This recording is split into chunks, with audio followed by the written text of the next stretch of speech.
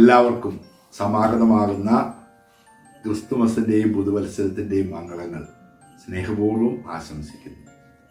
സന്തോഷത്തിൻ്റെയും സമാധാനത്തിൻ്റെയും സന്ദേശം നൽകിക്കൊണ്ട് ഒരിക്കൽ കൂടി ക്രിസ്മസ് ആഗതമായി. നമുക്കെല്ലാവർക്കും ആ വലിയ സ്നേഹം പങ്കുവെക്കാം.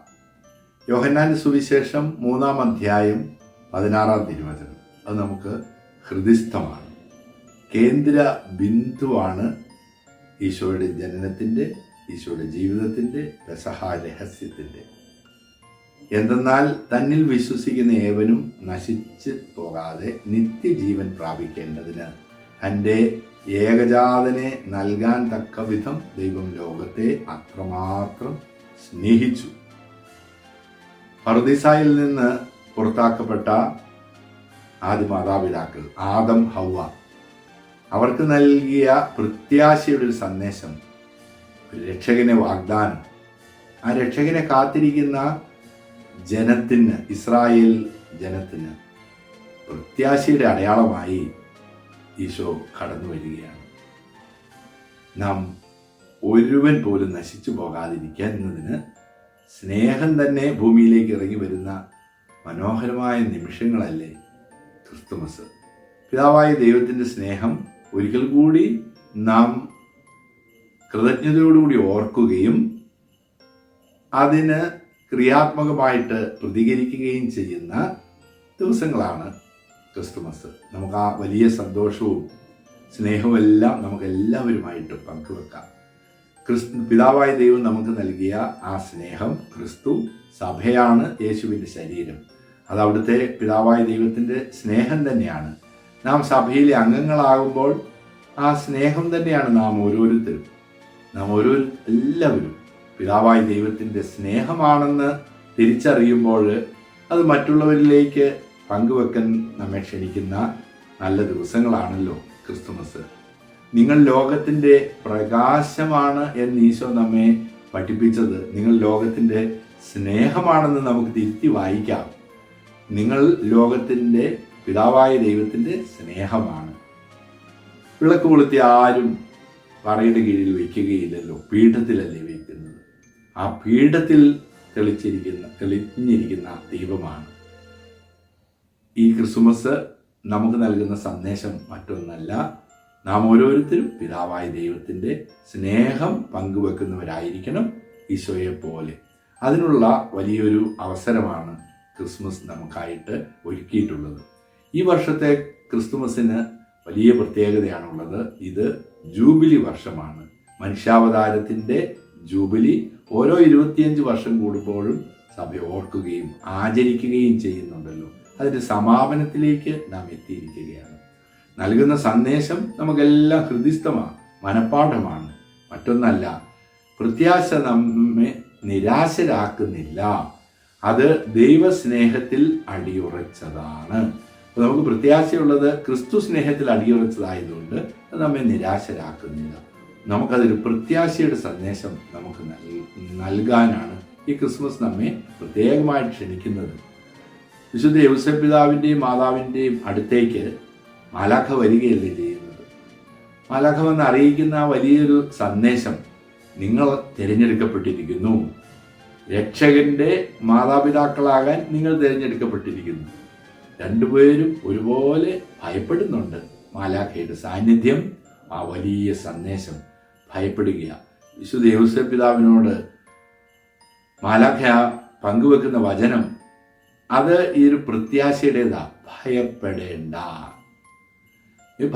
ആവശ്യമില്ല. ഈ നിങ്ങളുടെ തിരഞ്ഞെടുപ്പല്ല, സ്വന്തം തിരഞ്ഞെടുപ്പല്ല, പിതാവായ ദൈവത്തിൻ്റെ തിരഞ്ഞെടുപ്പാണ്. നിങ്ങളെ പിതാവായ ദൈവം തിരഞ്ഞെടുത്തിരിക്കുന്നു രക്ഷകന്റെ പിതാവാകാൻ. ആ ഒരു തിരഞ്ഞെടുപ്പിൽ നീ ഇനി ഭയപ്പെടേണ്ട ആവശ്യമില്ല. അതാണ് പരിശുദ്ധാത്മാവാണ് ഇവിടെ പ്രവർത്തിക്കുക, അത്യുന്നതിൻ്റെ ശക്തി ആവസിക്കുമെന്ന് അമ്മയോട് പറഞ്ഞ വചനം വിശുദ്ധ യൗസേപ്പ് പിതാവും ജീവിതത്തിൽ സ്വീകരിക്കുകയാണ്. ശങ്കിക്കേണ്ട എന്നുള്ളത്. ഈ ക്രിസ്തുമസ് നമുക്ക് നൽകുന്ന സന്ദേശം മറ്റൊന്നല്ല, ഭയപ്പെടരുത് എന്നുള്ളത് തന്നെയാണ്. നമ്മെ ഭയപ്പെടുത്തുന്ന, ആകുലപ്പെടുത്തുന്ന, ഉത്കണ്ഠാകുലരാക്കുന്ന, മനസ്സിനെ തളർത്തിക്കളയുന്ന, നിരാശയിലേക്ക് നമ്മെ തള്ളിവിടുന്ന എത്ര അനുഭവങ്ങളാണ് അനുദിന ജീവിതത്തിൽ നാം കണ്ടുമുട്ടുന്നത്. അവിടെയെല്ലാം വിശുദ്ധ യൗസേപ്പ് പിതാവിൻ്റെ മാതൃക നമുക്ക് സ്വന്തമാക്കാം. ഭയപ്പെടേണ്ട എന്ന മാലാഖയുടെ സന്ദേശത്തിൽ പൂർണ്ണമായി സമർപ്പിക്കുക വിശുദ്ധ യൗസേപ്പ് പിതാവ്. താൻ വിവാഹം കഴിക്കുവാൻ പോകുന്ന പെൺകുട്ടി ഗർഭിണിയാണ് എന്ന് പൊതുജനം അറിയുമ്പോൾ എന്തൊരു അപമാനമാണ് സംഭവിക്കാൻ പോകുന്നത്. അതൊരു അപമാനമല്ല, ആ കുരിശൊരു അഭിമാനമാണെന്ന് ചിന്തിക്കാൻ ആഴമായ ആത്മീയതയാ വിശുദ്ധ യൗസേപ്പ് പിതാവിന് ലഭിക്കുന്നത്. ഈ ക്രിസ്മസ് നമ്മോട് പറയുന്നത് മറ്റൊന്നല്ല, നമുക്ക് ഈ ലോകത്തിൽ ക്രിസ്തുവിന് വേണ്ടി ജീവിക്കുമ്പോൾ, സഭയ്ക്ക് വേണ്ടി ജീവിക്കുമ്പോൾ അപമാനമില്ല, അഭിമാനം. ഒരു ലൗകിക കണ്ണോടുകൂടി, ഈ ലോകത്തിന്റെ കണ്ണോടുകൂടി നോക്കുന്നവർക്ക് അത്തരം സംഭവങ്ങളെല്ലാം അപമാനം. എന്നാൽ ആത്മീയതയുടെ കണ്ണ് ചേർത്ത് വെച്ചാൽ അവയെല്ലാം സന്തോഷത്തിൻ്റെതാണ്. പേരെഴുതിക്കാൻ പോകണം പൂർണ്ണ ഗർഭിണിയായ മറിയത്തെ കൂട്ടി. എത്രയോ ബുദ്ധിമുട്ടുള്ള നിമിഷങ്ങളാണ്. പക്ഷെ പ്രത്യാശ വിശുദ്ധ യൗസേപ്പ് പിതാവിനെ നയിക്കുന്നുണ്ടല്ലോ. അവിടെയെല്ലാം ഉണ്ണിയെ എടുത്തുകൊണ്ട് എത്രയും വേഗം ഒളിസങ്കേതം തേടണം. ആ ഒരു സന്ദേശം എത്രയോ ഭയാനക, ഭീതിജനകമാണ്. ആരെയും അറിവില്ലാത്ത, പരിചയമില്ലാത്ത ആ ഒറ്റപ്പെട്ടൊരു സ്ഥലത്തേക്ക് പറിച്ചു നടപ്പെടുക, അവിടെ കുറെ കാലം ജീവിക്കുക, എല്ലാം മനസ്സ് മടുത്തു പോകേണ്ട നിമിഷങ്ങളിൽ മടുക്കുകയില്ല. കാരണം ക്രിസ്തു കൂടെയുണ്ട്, ഈശോ കൂടെയുണ്ടല്ലോ, ദൈവം സംരക്ഷിക്കും എന്നൊരു പ്രത്യാശയുടെ സന്ദേശമാണ് യൗസേപ്പ് പിതാവ് നമുക്ക് നൽകുന്നത്. തിരികെ നസ്രത്തിലായിരിക്കുമ്പോഴും തൻ്റെ സാധാരണ ജീവിതത്തിൽ ഒരു രക്ഷകനെ സംരക്ഷിക്കുമ്പോൾ ഒന്നു മാത്രമാണുള്ളത്, പിതാവായ ദൈവത്തിൽ പൂർണ്ണമായി സമർപ്പിച്ച വിശുദ്ധ യൗസേപ്പ് പിതാവ്. ഭയപ്പെടേണ്ട എന്ന സന്ദേശം പിതാവായ ദൈവം മാലാഖയിലൂടെ യൗസേപ്പ് പിതാവിന് നൽകി. യൗസേപ്പ് പിതാവ് ഈ സന്ദേശം സ്വീകരിച്ചുകൊണ്ട് തന്നെ ഭരമേൽപ്പിച്ച ഉണ്ണിയെ എന്നും സംരക്ഷിച്ചു, കൂടെ നിന്നു. അവൻ പ്രായത്തിലും ജ്ഞാനത്തിലും എല്ലാം അവനെ സംരക്ഷിച്ച് കൂടെ നിർത്തി, ശക്തിപ്പെടുത്തി. നമുക്ക് നൽകുന്ന ഈ ക്രിസ്മസ് നമുക്ക് നൽകുന്ന സന്ദേശം മറ്റൊന്നല്ല, ഭയപ്പെടരുത്. അത് നമുക്ക് ആരെയാണ് മാതൃകയാക്കാൻ സാധിക്കുക? വിശുദ്ധ യൗസേപ്പ് പിതാവിനെ. വിശുദ്ധ യൗസേപ്പ് പിതാവിനെ പോലെ പിതാവായ ദൈവത്തിൻ്റെ സ്നേഹം തിരിച്ചറിഞ്ഞ് സ്നേഹം അനുഭവിക്കാത്ത എല്ലാവരിലേക്കും ആ സ്നേഹം പങ്കുവെക്കാം. പീഠത്തിൽ തെളിച്ചു വെച്ച ദൈവം. പൗലോസ് അപ്പോസ്തലൻ നമ്മെ പഠിപ്പിക്കുന്ന വചനം നമ്മുടെ ഹൃദയത്തിൽ സ്വീകരിക്കാം. നിദ്ര വിട്ട് ഉണരേണ്ട സമയമായിരിക്കുന്നു. അന്ധകാരം കഴിയാറായിരിക്കുന്നു. പകൽ സമീപത്തെത്തി. പകലിന് യോജിച്ച വിധത്തിലുള്ള ആയുധങ്ങൾ ധരിക്കുവിൻ. സുഖലോലുപതയിലോ മദ്യലഹരിയിലോ അവിഹിത വീഴ്ചയിലോ വിഷയാസക്തിയിലോ അസൂയയിലോ കലഹത്തിലോ കോപത്തിലോ നിങ്ങൾ വ്യാപരിക്കരുത്. പ്രത്യുത കർത്താവായ യേശു ക്രിസ്തുവിനെ ധരിക്കുവിൻ. റോമാക്കാർക്ക് എഴുതിയ ലേഖനം 13-ാം അധ്യായത്തിലാണ് അപ്പോസ്തലൻ ഈ വാക്കുകൾ പങ്കുവെക്കുന്നത്. നമുക്ക് ഹൃദയത്തിൽ സ്വീകരിക്കാം, യേശു ക്രിസ്തുവിനെ ധരിക്കാം.